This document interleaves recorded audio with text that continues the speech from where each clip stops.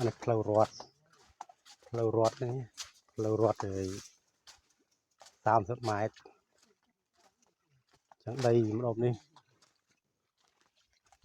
ของโอนตระก้าเนี่ยได้ชอบเพลารอด30 ไม้ได้ลมหาย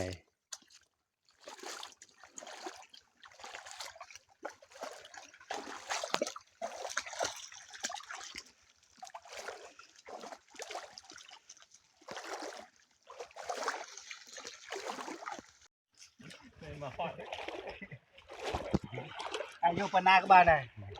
ดอยมาฮัดตึงมาฮัด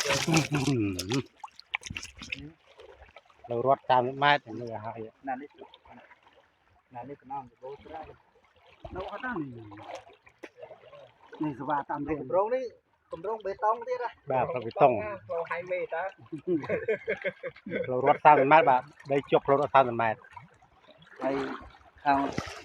จิตโดยสกปรกสลาเรียนบวชยังใช้อีกกันยังใช้ไหนใช่ใส่สบาย